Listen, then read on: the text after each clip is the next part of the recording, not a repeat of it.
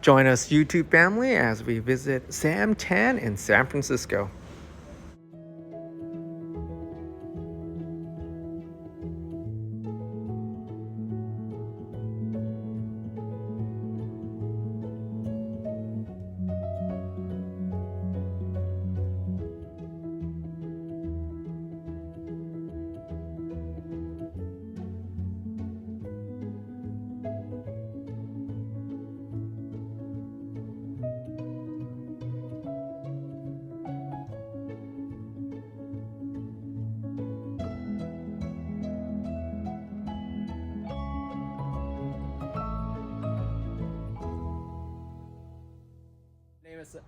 Hello, my name is Sam Tam. Welcome to my garden in San Francisco. I've been doing bonsai for about 7 years now. Started in, say, about 2017, 2018. My first bonsai was a Kishu juniper I bought from Groveway Nursery in Hayward. A guy working at the nursery then, Howard, was talking to me about how to take care of it. I got into it, rabbit holed, started learning from a bunch of teachers, Jonas, later Michael Hagedorn at the seasonals, and eventually I made my way up to Ryan Neal's at Bonsai Mirai, and interned there for 3 months in 2019. So the rest is history. I kind of just kept doing it. And we ended up here now. And yeah, at some point I, renovated my house and my backyard, so it's looking a little bit nicer now. Who was here before? Yeah. It was the backyard before was typical. Still this size. It was like old concrete, and the fences were kind of falling apart. So just an older backyard, refreshed. This is Sierra Juniper that I showed at the second Pacific Bonsai Expo. I think it's been a bonsai for a long time now. The original, the previous owner, their father or grandfather collected it, I think in the 50s or 60s. So it's actually been a bonsai for a long time. I own this, pretty early on in my bonsai journey. So it's kind of an old design that's kind of stayed with me. I think it's interesting. I like it because you don't see a lot of elegant Sierra junipers, and it's pretty fine foliage for Sierra juniper, and it's kind of kind of an elegant, simple Sierra juniper that's in refinement. So I quite like it. I'm quite proud of it. Over here is a cork bark Japanese black pine I acquired some years ago from Peter T. I think he might have bought it off another collection, and so I kind of restarted the tree. I think it kind of reminds me of makes me think of a black pine kind of in the Japanese garden, kind of hanging over a pond, right? And it's come along pretty well. It's really healthy this year. I again like it. I do have a thing for kind of long, elegant trees, right? Long lines. I find it personally, for me, like artistically, it's very interesting, kind of placing the foliage and kind of highlighting the trunk line in a way that brings out the best kind of line in the tree, right? So this is one of a few trees like that I've acquired. I guess you also don't see a lot of long cork bark black pines. So in that sense, I think it's a kind of a unique or unusual tree that I also quite like. Yeah. Perfect. So about the pedestals, these are 4x4 inch steel tube, ungalvanized steel, so it just rusts naturally, set in the ground in concrete. And then there is something like a 3-inch diameter or 3.5 inch square circular tube, a short length of it, welded onto a square metal plate that kind of sleeves into it. What's the advantage of that? Just have, instead of a rectangular pin. The circle and the square lets you rotate, a little bit. Turns out I don't actually rotate it that much, but it does give you the option to rotate it. So that's why I did it. So it's better than a regular monkey pole, a wood monkey pole, because you have the flexibility of not rotting. Yes. So metal on the ground, it's going to take way longer for this metal to rust through. unlike wood in the ground, has a kind of a cool aesthetic from the rust, right? The kind of removable and insertable tops let you switch the tops. So I have, by the way, these are wood platforms that are attached to that metal plate, right? So if I want to put a bigger tree up here, for example, I can switch this top out with a bigger top, and so that gives me more flexibility in Just as a display. That's really yeah, exactly. really smart.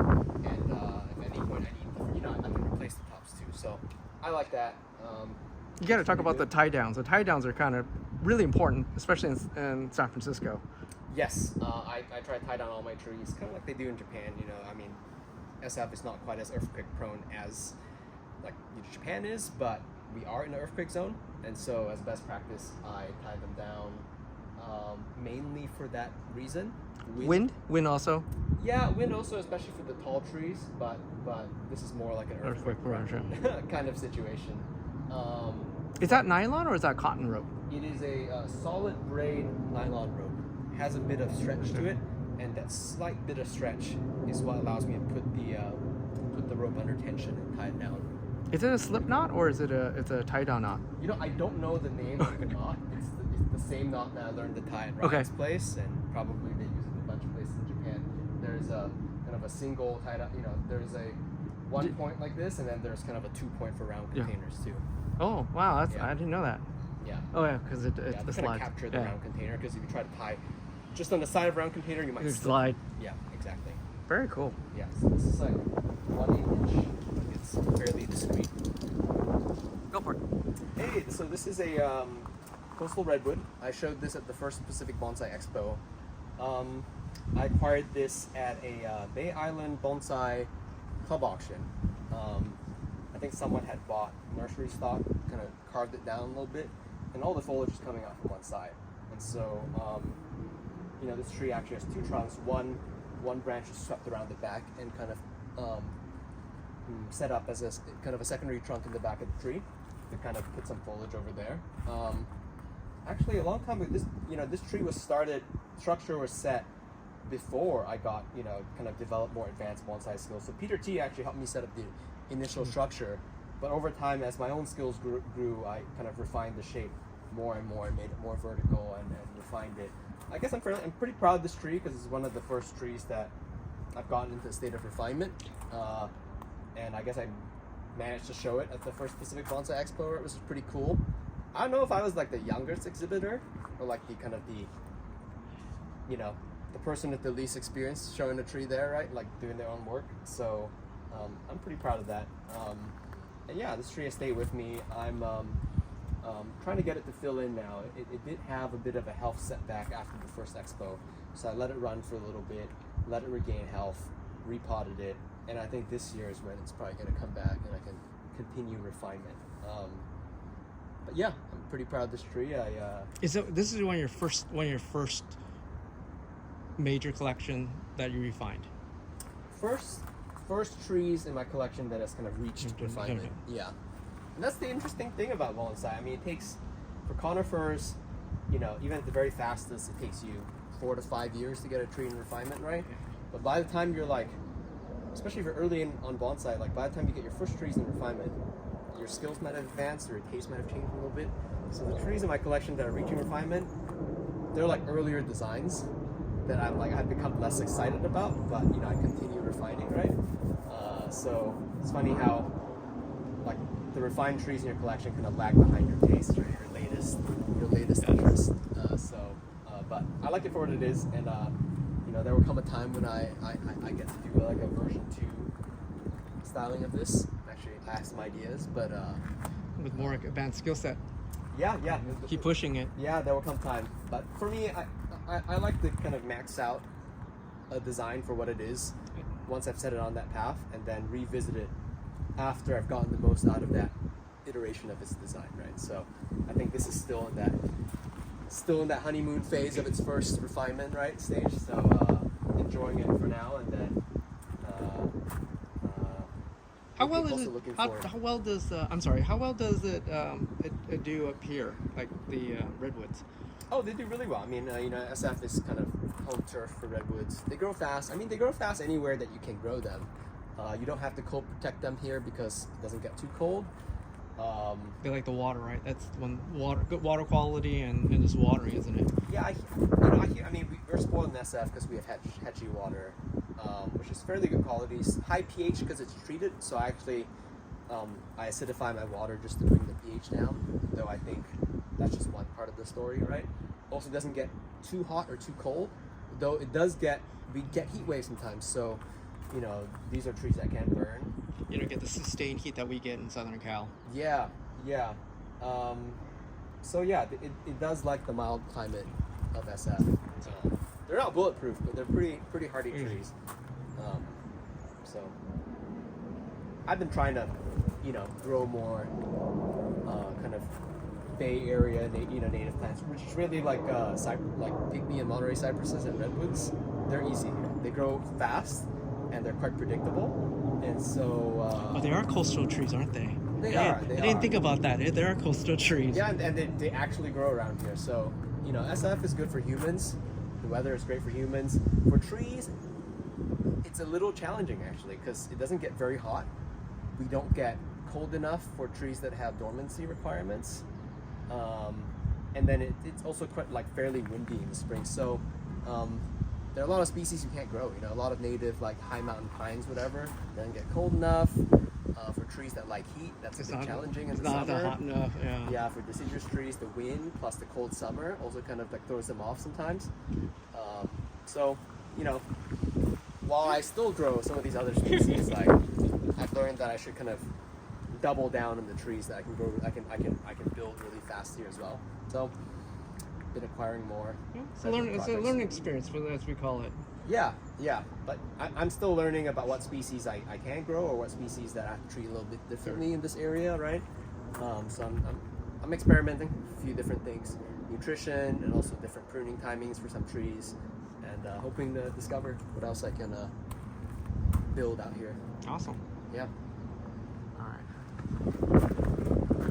Hey, so this is my pygmy cypress kind of group composition. This is 4 collected pygmy cypresses planted on a rock. One of the trees is actually a double trunk, so it's 5 trunks on a rock in a pot. This heavily inspired by kind of a similar forest planting that Ryan Neal has at Bonsai Mirai. After my time interning there, I kind of really wanted a version of this composition of my own, something a bit smaller that's possible to carry. I've always loved pygmy cypress because they're very similar to Monterey cypress, which is kind of a very iconic tree in San Francisco and the coastal area around here. And so when I saw Ryan's composition, I just felt it was just really evocative of the coast, of Point Lobos especially, a state park that I really love. So I put this together kind of in that spirit, with that inspiration. This is a piece of lace rock I actually acquired up in Portland. With the help of Eric Schrader, we stood it up on its side, kind of cantilevered it like this. We put 2 pieces of rebar, epoxied it in, and kind of bent them at an angle to kind of build a kickstand, and then I cast an epoxy base for the for that, just to make it easier to pot. So I have this kickstand, lace rock, then planted in a pot, and then each of these trees was planted right out of their collection container, straight onto the rock, which was technically challenging. When I first did it, one tree didn't make it, and then I replanted it for another tree. That tree didn't make it. So 2 trees didn't make it on this composition, and the tree kind of grew with my skill set in repotting. And at some point, I learned from the mistakes and understood how to plant trees in this precarious position. So this tree over here is the last tree that I planted later on.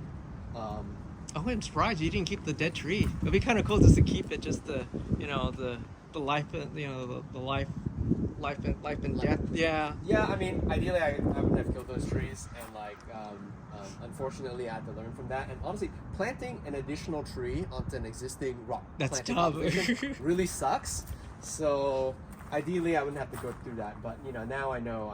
The big secret is to really take extra measures to make sure the tree is entirely secured and immobile, which is why I have this temporary scaffolding here to really cinch the tree in position. Is it you have anchor points for the tie downs for it's cemented in, right? Yeah, there were some epoxy anchors in there that I had to drill. I also learned about how to drill those effectively to not have the epoxy pull out. I have a bit of a kind of a metal scaffolding built in the back Oh, to there kind is? of Okay. support some of the trees that are just hanging off the side of the rock. It turns out if you just like try to stick a It collective just tree to the falls- side of it's the just- rock, like it doesn't do that well without some support underneath. So I had to build some kind of faux base in the back to support some of those trees as well. So a lot of engineering went into making this happen. How long did it take to stabilize in this position without like soil falling off? Well, Trees are stable. so soil falling off was never a problem. At first I used like a muck mix that didn't work that well for the initial planting. Over time I used a sphagnum and akadama kind of weaving that took quite a while but has worked pretty well. So soil falling off was never the issue. It's really the tricky part was kind of carrying through the trees as the roots are growing up here in the rock and then slowly escaping down to the bottom of the container. They stabilize over time as their roots escape, Okay. but balancing the watering on the rock, trees dry really fast on the rock, with the watering down the container was Oh, because bit it of a travels vertical. down to the container. that, and when you're adding trees later on, some of the trees are established, You're some of the trees fudging. are not. You kind of have to make an informed guess about like where the trees are at and where you need to water.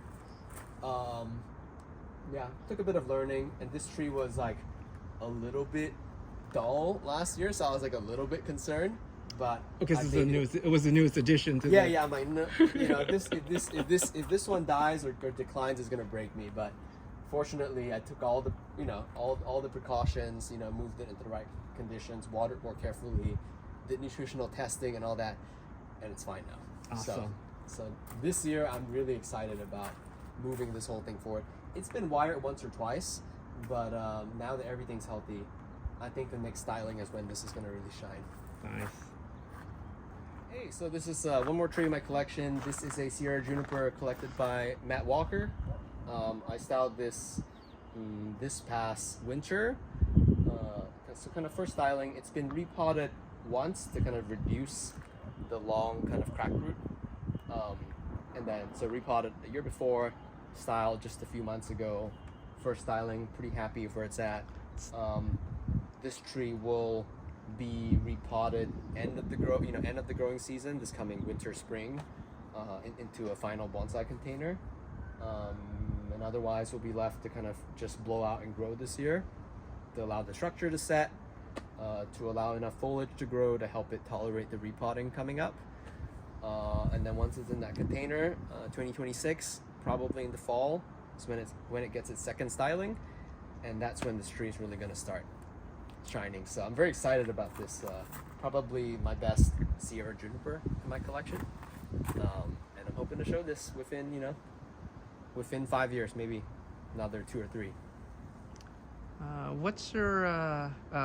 I'll leave in the description your contact information if people want to just contact you in the SF area. I bet you're pretty active in the SF bonsai community, I presume. Yeah, you can find me on Instagram at Sam Tam Bonsai. I don't have a website yet. Personal email, you can get me at samueltan@gmail.com. But that's pretty much how people contact me for bonsai stuff. You're a great resource. I mean, you're seriously a great resource in SF. I'm jealous. Well, thank you for your time today. I wish I could live up here too, but you know what? But you're doing a great job. Man, thanks for coming to visit. Appreciate it. Love sharing.